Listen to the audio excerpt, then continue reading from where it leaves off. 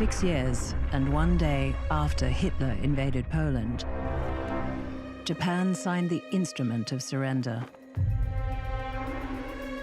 September 2nd, 1945.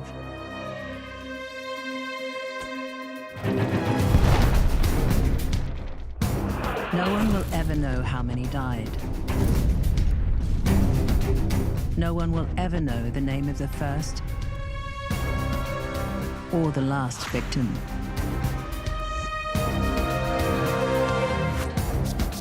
But they are the story of the Second World War. Not the tanks that could not move, or the planes that could not fly, or the ships that could not sail without them. War is about people, in uniform or not. People in cities, villages, jungles. Strangers as allies. Neighbors as enemies. Hundreds of millions of people, for whom for 6 years and 1 day, there was hell on earth.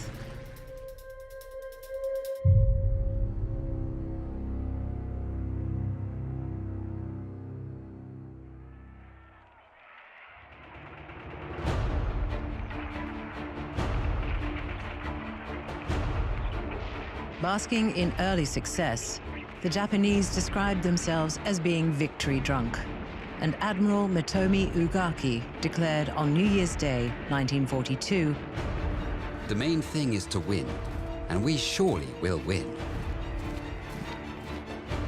But on May 12th, little over 4 months later, and following the Battle of the Coral Sea, Admiral Ugaki struck a different note in his diary. A dream of great success has been shattered.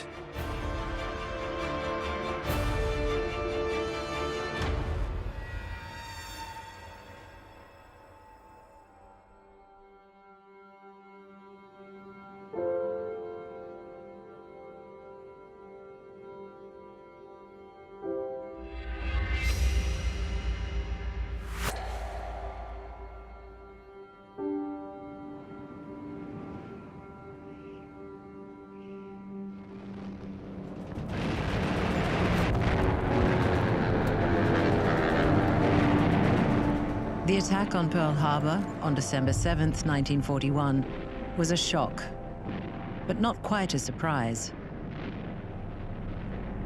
In China, many considered it a blessing, but China's war was far from over.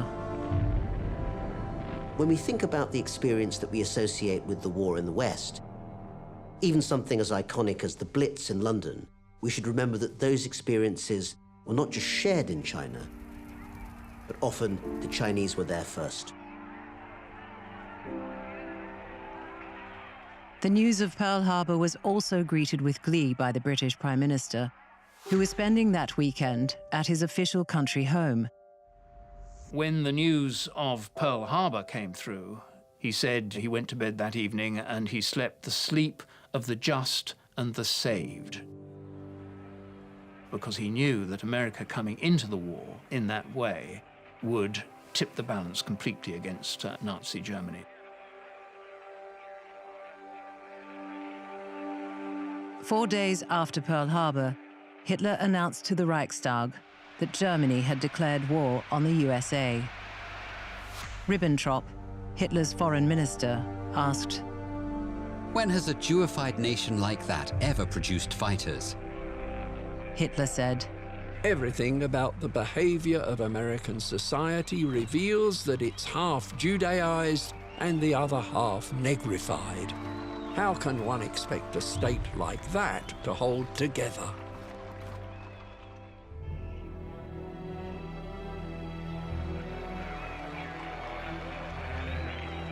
The American president spoke to the American people and to the world in his State of the Union address on January 6th. In fulfilling my duty to report upon the State of the Union, I am proud to say to you that the spirit of the American people was never higher than it is today.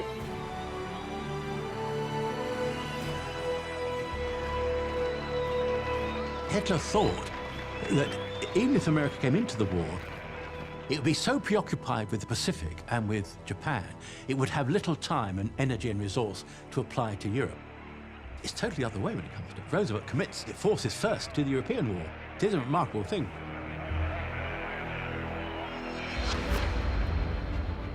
In the address, Roosevelt told the world that the United States would produce 60,000 aircraft in 1942 and 125,000 in 1943, 45,000 tanks in 42 and 75,000 in 43.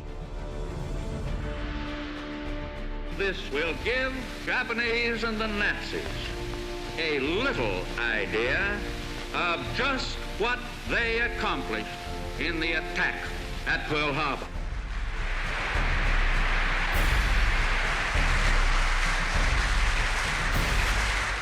I suppose you could say that Roosevelt had charisma. He had this ability to speak to people. But I think what made him different from people like Hitler or Mussolini was that he believed in democratic institutions. He always accepted that he worked within the bounds of the American Constitution. The president was determined that the production figures in his Union address would be achieved or bettered. He sent for a businessman, Donald Nelson, executive vice president of Sears Roebuck. Roosevelt set up a new authority, the War Production Board. He asked the man from Sears Roebuck if he approved of the name. Nelson said it was fine. Roosevelt said, I'm glad you approve, because you are the chairman of the War Production Board.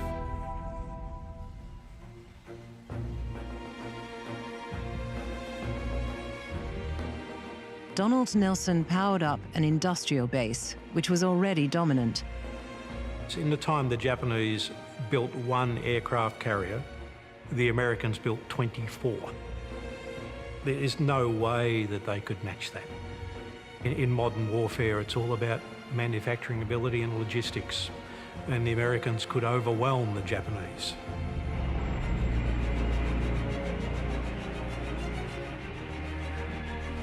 Americans are preparing with all possible speed to take their places.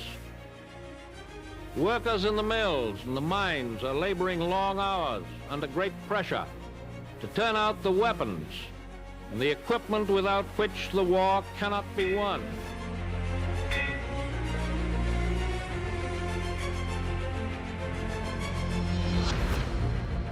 Once Donald Nelson went to work, the transformation was extraordinary. In 1941, American dockyards produced 794,000 tons of shipping. In the following 3 years, they produced 21 million tons.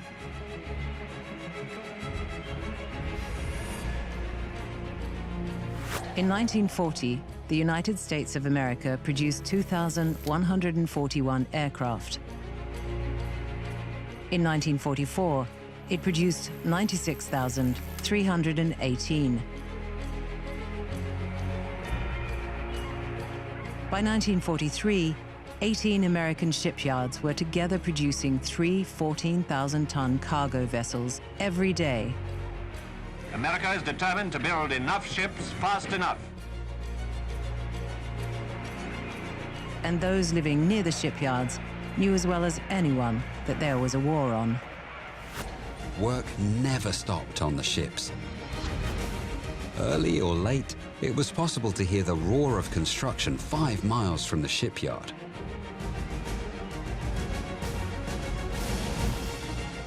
American industrial output was said to be a tank every 5 minutes, an aircraft every half hour, and an aircraft carrier every week.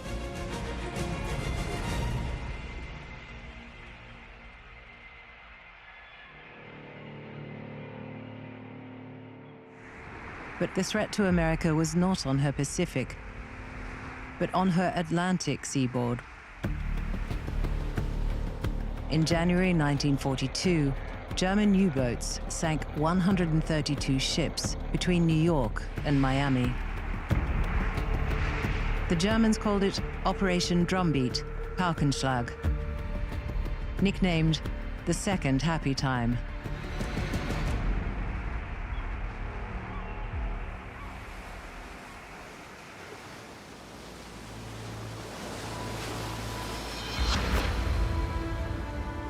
The first happy time had initiated the war's longest battle, the Battle of the Atlantic. In March 1941, the First Lord of the Admiralty said, "We must impress upon both employers and workers that in facing the Battle of the Atlantic, now opening upon us, we need every ounce of their energy and ever-increasing production."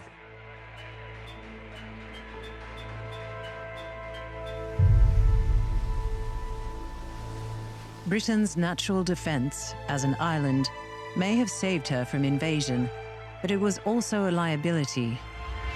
The strength of her navy, the size of her merchant marine, almost 1/3 of the world's merchant tonnage was British, and the bounty of her empire, 42% of imports came on long voyages from imperial ports, had made Britain dependent on imports.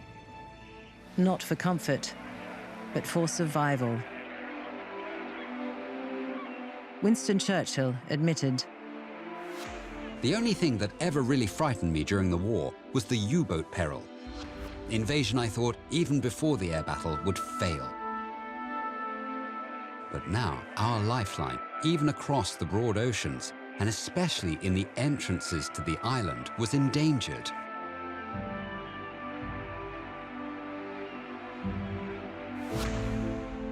Admiral Karl Dönitz commanded the U-boats, but not in the numbers he thought necessary.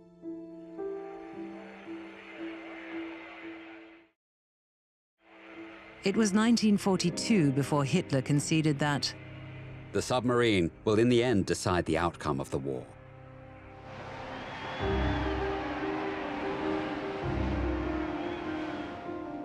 the fall of France brought the German U-boat fleet closer to the Atlantic shipping lanes through possession of French ports. From July 1940 to the end of October, 282 Allied ships were sunk, a loss of 1,489,795 tons of merchant shipping. When a ship was hit, getting the lifeboats away was an epic endeavor, recalled with emotion by those who witnessed it. The wind shrieked through the rigging and superstructure. I caught a glimpse of one of the big merchant ships being rolled on its beam ends by the huge swells. The boat was lowered somehow, and we scrambled down towards it. "Cast off!" bawled someone when the boat seemed crowded, but answered at once by yells and screams above us. "No, no, wait a second!" We owe a debt that can never be paid to the merchant navy. We believe the vast majority of the people of this country realize what they owe to our seamen. The Battle of the Atlantic would claim about 100,000 lives, shared almost equally between those serving in Allied navies, merchant sailors, and the U-boat crews.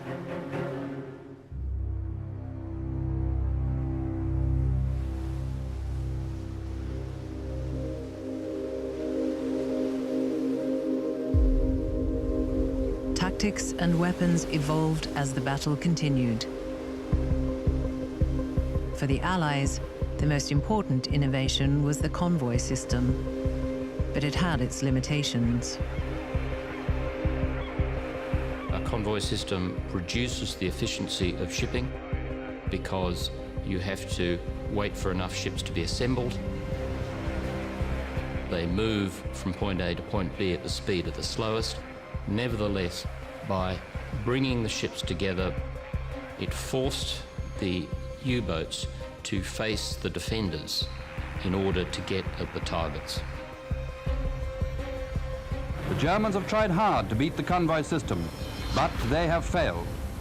As in the last war, so in this, the convoy system has proved its efficiency. Tactics improved, but according to a U-boat captain, nothing improved life aboard the U-boats. All are living under constant tension produced by living in a steel tube. A small, cramped space, monotony, bad air. Until quite late in the war, U-boats were not true submarines, capable of extended underwater operation. They had to surface often and for lengthy periods. And when they did, they were visible and vulnerable.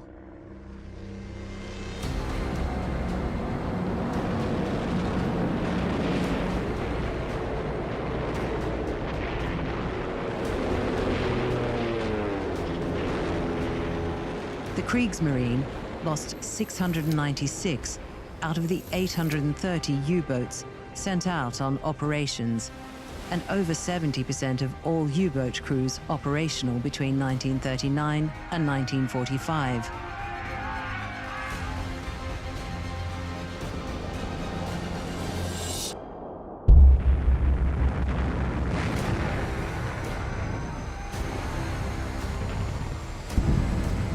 A far greater proportion of active personnel lost than any other service of any combatant nation.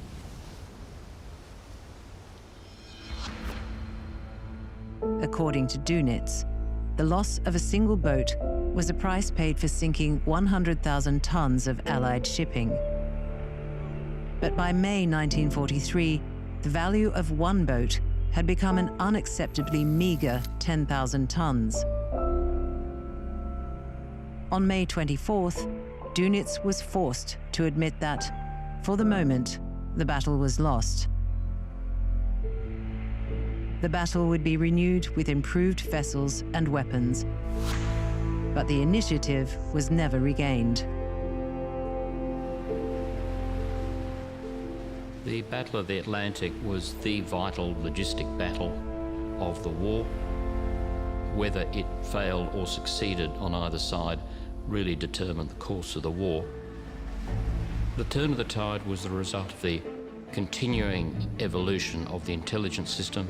It was the result of the increase in strength of the escort forces. It was the result of technological developments, in particular direction-finding systems, by enabling the North American industrial machine to provide all the resources that were needed to fight what was an industrial war. The Battle of the Atlantic was central.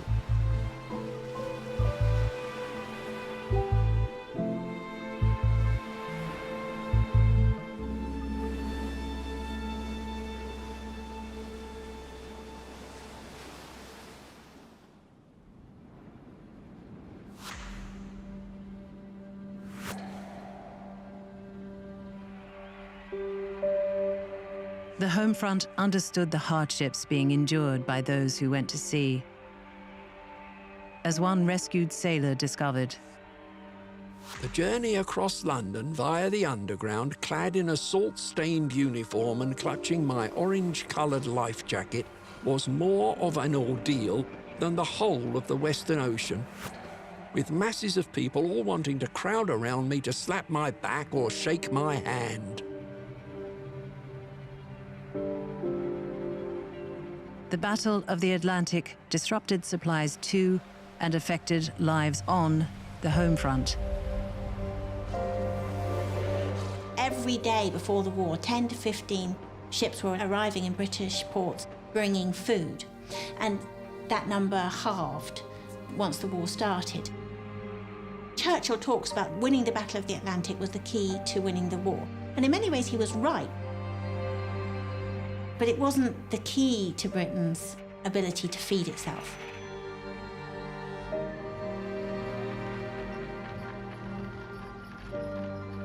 In 1938, 68 million tons of imports were landed in Britain. In 1941, the figure was 26 million. Golf courses were ploughed and planted, rationing enforced, ersatz recipes officially distributed. The shipping crisis of 1942 forced legislation in Britain outlawing white bread and introducing a detested beige bread known as the national loaf. Onions were so valued, they were given as prizes in raffles and presents on birthdays. But overall, though the diet of the middle class deteriorated during the war, that of the working class improved. So the Battle of the Atlantic was crucial, but it never threatened Britain's survival.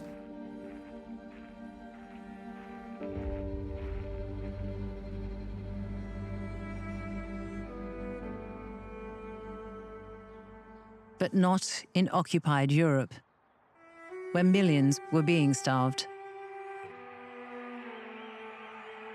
On January 30th, 1942, the 9th anniversary of his appointment as Chancellor, Hitler spoke from the stage of the Berlin Sportspalast. The war will not end as the Jews imagine it will, namely with the uprooting of the Aryans. But the result of this war will be the complete annihilation of the Jews.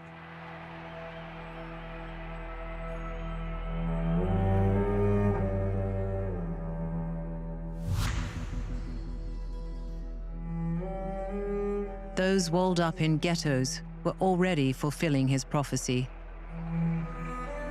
Moishe Fishman was one of them.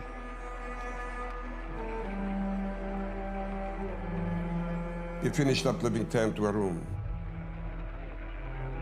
We slept in shifts. Because of the hygienic condition, typhus set in.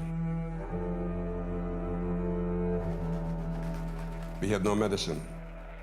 Whatever we had to be smuggled. If they found you outside the ghetto without the band, you were a dead person. People were dying right, left, and center.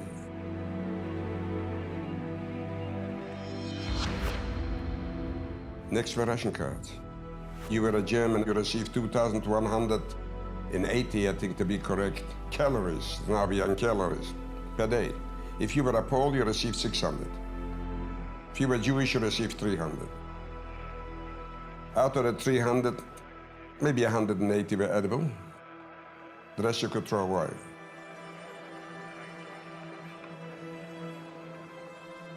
It keeps you just alive, but only just, and eventually you starve to death. Anybody who they considered to be not worthy of life, they employed this strategy of starving them to death.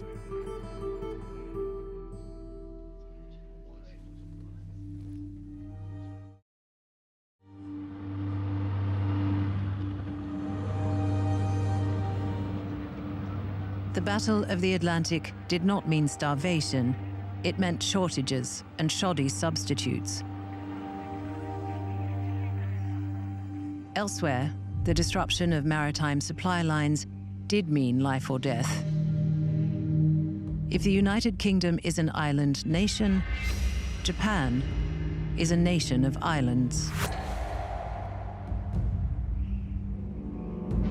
The Japanese go into the Second World War with America on a very frugal ration already, and it gets worse. So Japan depends on imports from abroad, but it also depends on shipping between the islands. And the American U-boat campaign against Japan is extremely effective. 1 month after Pearl Harbor, on January 7th, 1942, the USS Pollock sunk a Japanese freighter off Tokyo. It was the first of the 1,113 merchant ships sunk by the American submarines. Japan knew it could not win a war of attrition.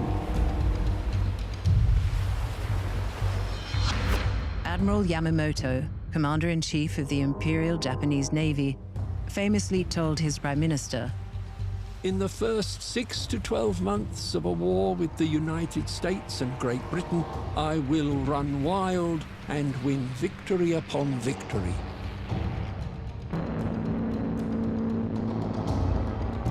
But if the war continues after that, I have no expectation of success.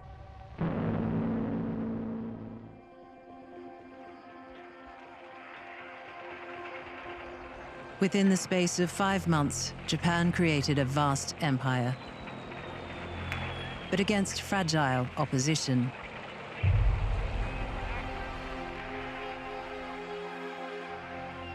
The war against Hitler had weakened an already inadequate defense, resting in the hands of leaders who seem almost to have been designed as caricatures.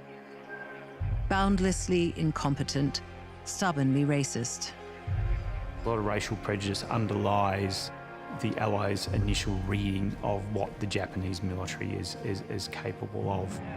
And so it underestimates its ability to maneuver. It underestimates simply its ability to fight. Thus, the Japanese are able to wrest control in areas that they're fighting very quickly.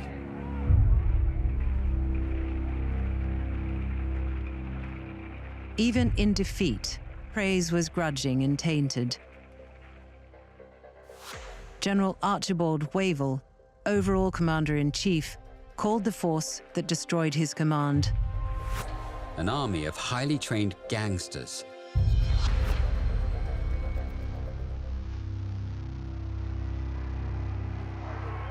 Japanese racism was at least as toxic as that of any other country. Of those the invasion set out to conquer, the manual advised soldiers. We may wish to make men of them quickly, but we should not expect too much. Racism was one of the most important explanations for the fact that the Japanese never really were able to work as closely with the Germans as they might have done.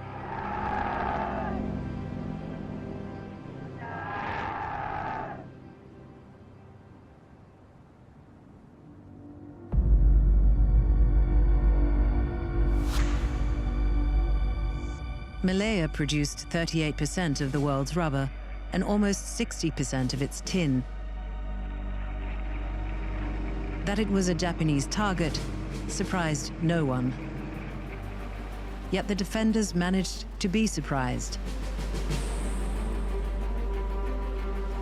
Almost as soon as the fight on the Malay Peninsula started, a Japanese officer concluded, "The only thing we had to fear were the quantity of munitions and thoroughness of demolitions." The British forces are seeking to defend the road and rail corridor by fighting on the road and rail corridor. Because if you're a military force and you want to move quickly, that's what you've got to use. They build defensive positions backed up by artillery. What they want to do is stop the Japanese in their tracks, employ the artillery, destroy them.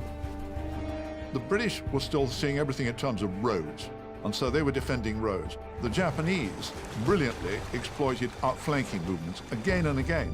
They found the British had established a blocking position on a road, and they just went round the back, through the jungle. And the moment the British found themselves outflanked, they retreated.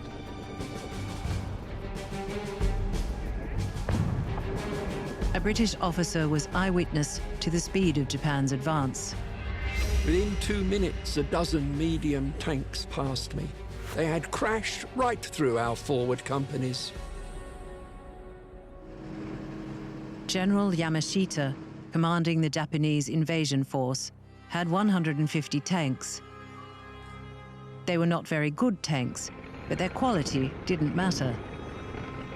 The British forces opposing him had no tanks. British and Imperial forces were pretty woefully trained when it came to jungle warfare. The Indian Army, which made up a major proportion of the defenders, were trained essentially for the plains and the hills of India. This would be really useless when it came to fighting on narrow jungle tracks. Yamashita's men had seen combat in China, but this was their first time fighting in the jungle. One Japanese colonel remarked, The enemy retreated, leaving behind as souvenirs about 50 field guns, 50 heavy machine guns, 300 trucks. Another colonel boasted, "Owing to the availability of Churchill's supplies, there was no necessity for us to transport even one bag of rice. Churchill supplies was the name the Japanese facetiously attached to abandoned Allied supply dumps. They were told to get Churchill's rations to raid the British soldiers' food dumps and so on. That was always a part of the strategy. The Japanese soldier was better motivated, better trained, better prepared than his British and Australian counterpart. Australian troops who fought on the peninsula upheld a proud tradition. One battalion, at the suggestion of its colonel, went into battle singing Waltzing Matilda. Their fight was the Battle of Muar.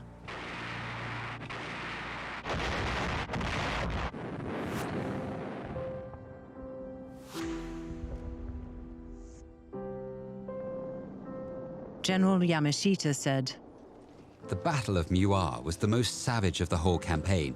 In all fairness, the survivors of the enemy forces can feel proud, because in a week-long bloody battle without any tank or air support, they held up the whole of my army."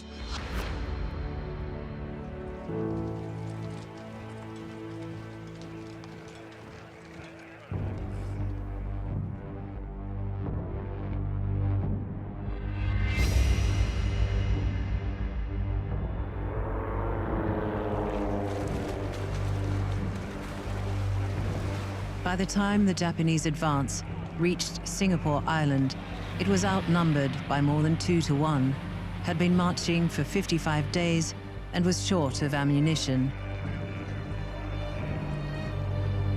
And yet, after landing, they rolled over a disorganized force.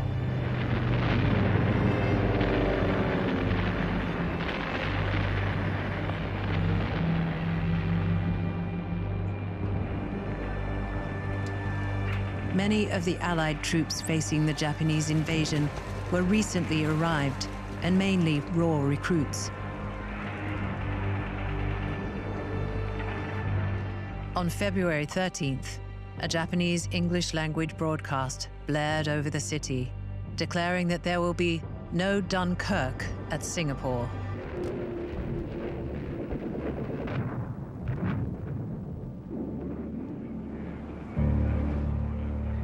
Two days later, Arthur Percival wrote in his diary, "There is no hope or help on the horizon." There was a kind of a collective collapse in the morale and the confidence of British forces. It was really all over when the Japanese invasion force captured the city's water supply. At that point, it would have been very easy to lay the British forces under siege. Arthur Percival surrendered his command.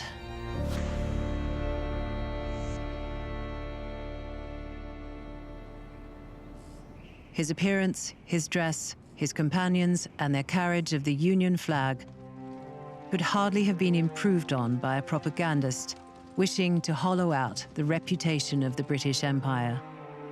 He fitted perfectly the role of scapegoat. It was a symbol, really, of the fact that the British Empire in the Far East was rotten, it had no substance to it, and it could be taken by a people that Churchill had been apt to despise.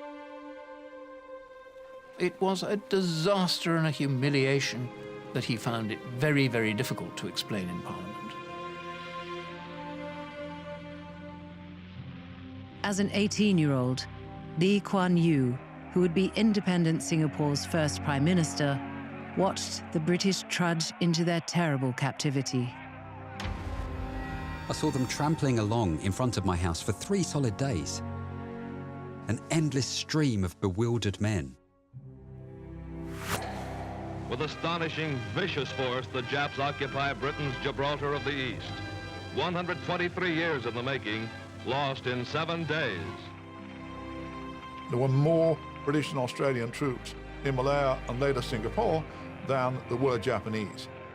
But the Japanese simply outfought them at every turn. And of course, Japanese commanders outcommanded them. For Singapore and for the prisoners of war, a shocking trial was beginning. It was, Churchill said, the greatest disaster and capitulation in British history. He wanted them to lose nobly, gallantly, and he's almost heartbroken after the collapse of Singapore. He said, we had so many men. He said they should have done better. And he was unbelievably distressed by the fact not only that the British Army in Malaya didn't show themselves to be heroes, but they didn't even show themselves to be adequate soldiers. They simply crumpled.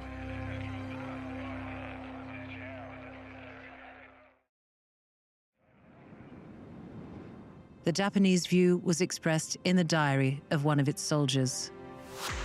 I greet 1942, a year of great significance, with a body and mind as clear and clean as an azure sky.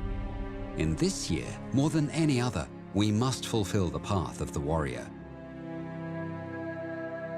That path would be a crooked one.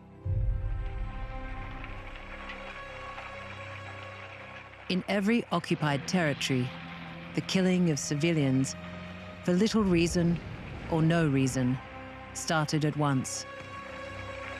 The Japanese have been fighting the Chinese for a decade, and when they conquer Singapore, who do they turn on?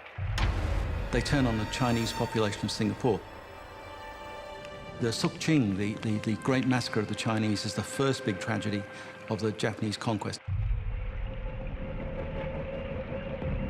Operation Sukching, carried out in Singapore from February 21st to March 4th, targeted 5 categories of Chinese males between the ages of 18 and 50. The selection was often arbitrary. At Jalan Besar, one of the screening centers, men who wore glasses are said to have been selected because they were assumed to be educated.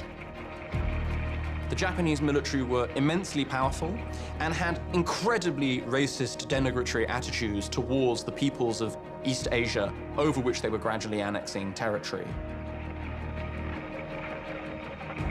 Massacre sites included the beaches at Punggol, Changi, Katong, Tanah Merah, and Blakang Mati, now Sentosa Island.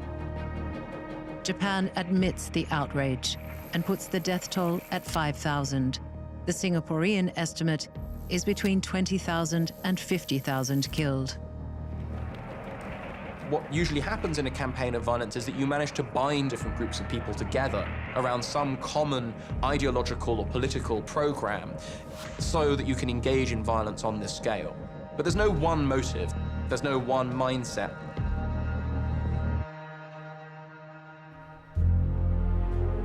Within days of completing the conquest of Malaya, Japanese forces struck towards the Dutch East Indies and its prize oil fields. There, the critical engagement was at sea, where the Battle of the Java Sea destroyed an Allied fleet, sailing under the Dutch Admiral Karel Doorman. 10 ships and 2,000 men, including Doorman, were sent to the bottom for the loss of 1 Japanese troop transport.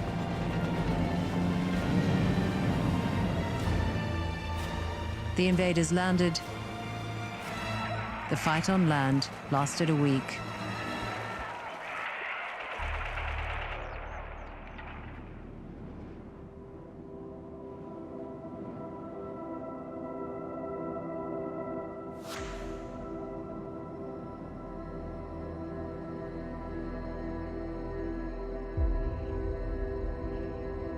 Two months earlier, just 3 hours after Pearl Harbor, the Japanese had attacked the British colony of Hong Kong.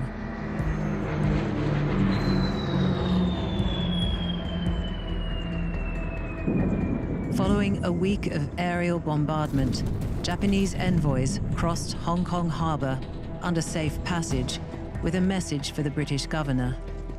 Sir Mark Young sent them back with his response. The governor and commander-in-chief of Hong Kong declines absolutely to enter into negotiations for the surrender of Hong Kong. It was noble, but it was costly. The following day, under cover of a heavy artillery barrage, Japanese troops landed on Hong Kong Island. In preparing the invasion of Hong Kong, the Japanese commander of the first wave, Colonel Tanaka, told his regiment they were to take no prisoners. They obeyed his order.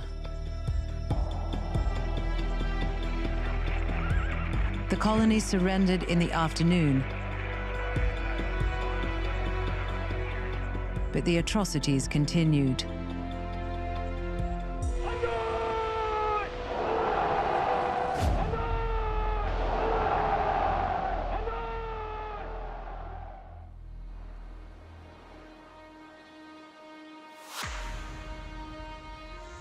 America's presence in the Philippines, it was never called a colony, went back to the 1898 war with Spain. General Douglas MacArthur's father had been its military governor, which is why MacArthur was invited to organize its army.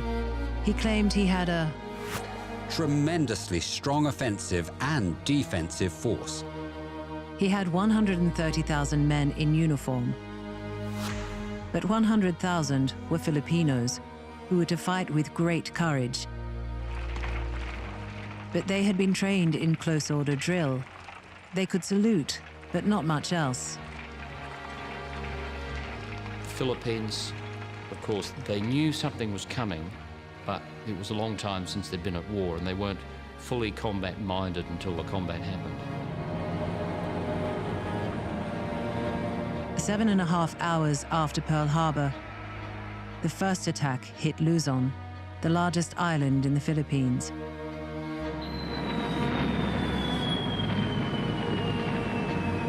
Destroying on the ground 86 of the 160 American aircraft on the island. The main landing on Luzon established 43,110 men of the Japanese 14th Army ashore. MacArthur reported, "My gallant divisions are holding ground and denying the foe the sacred soil of the Philippines." It wasn't true. A second landing threatened Manila, which was declared an open city, but the convention was not observed. Filipinos who failed to bow 3 times to Japanese soldiers were hanged in public places. MacArthur left Manila for Corregidor. On January 1st, Allied forces completed their withdrawal to Bataan. On the 22nd, MacArthur ordered withdrawal to the final defensive line, and on the 24th, cabled Washington. "I intend to fight it out to complete destruction." But Roosevelt ordered MacArthur to transfer his headquarters to Australia, and on March 11th, he was evacuated by submarine. A poem written in a Japanese POW camp gave voice to the thoughts of some, perhaps not all, of those he commanded. The 9th, Major General King, asking his opposite number, "Let him go, let him go. We are the braver. Stain his hands with our blood, dye them forever. Recall, O ye kinsmen, how he left us to die, starved and insulted by his infamous lie."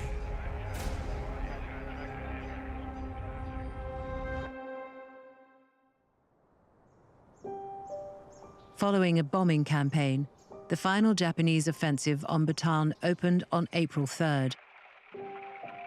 Allied forces surrendered on the 9th. General Major King, asking his opposite number, "Will our troops be well treated?" "We are not barbarians." They were. The 78,000 taken prisoner were to be marched more than 100 kilometers into captivity under the scorching sun, with hardly any food or water. This was the Bataan Death March.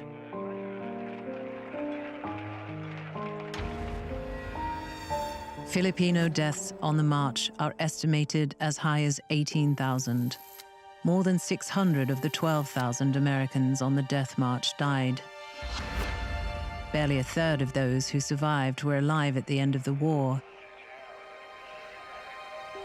3.5% of the Allied prisoners of Germany died in captivity. The toll for Allied prisoners of the Japanese was almost 10 times that figure.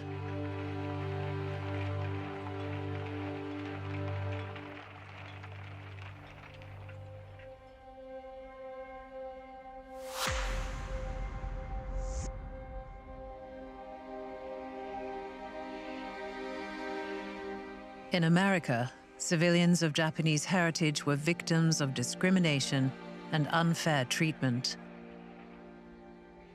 President Roosevelt's Executive Order 9066 aimed, it said, at preventing espionage on American shores, authorized the evacuation of all persons considered a threat from the West Coast to internment camps further inland. The order did not specify any ethnic group, but curfews were announced that applied only to Japanese Americans. Then, on March 29, 1942, under the authority of the executive order, Lieutenant General John L.W. DeWitt issued Public Proclamation No. 4, which began the forced evacuation and detention of West Coast residents of Japanese American ancestry. Those interned were given 48 hours' notice. Unless they were able to dispose of or make arrangements for their property within that time, their homes, businesses, and private belongings were lost forever. Between March and August, around 112,000 people, nearly 70,000 of them born in America, were sent to army-style barracks. None faced charges of disloyalty, and there was no means by which they could appeal their loss of property and personal liberty. 10 different internment camps were established many miles inland, mostly in desolate locales.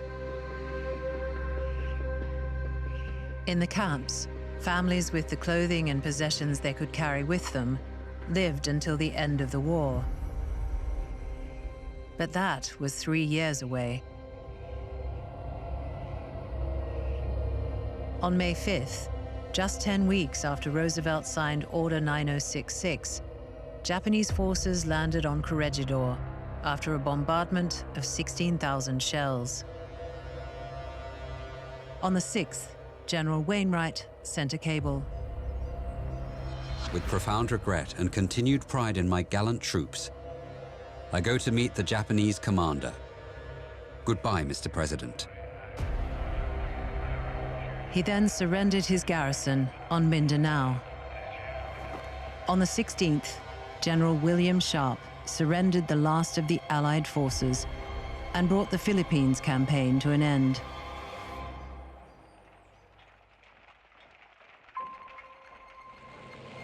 Germany had launched its assault on the Soviet Union. At the end of the year, Japan swept across East Asia and the Pacific. In the early months of 1942, the Allies confronted two vast empires that had been created with unimaginable speed. And then, less than 3 weeks after General Sharp's surrender, the US Pacific and Imperial Japanese fleets met at Midway. By the end of 1942, in North Africa, in Russia, in the Pacific, the whole direction of the war had been reversed.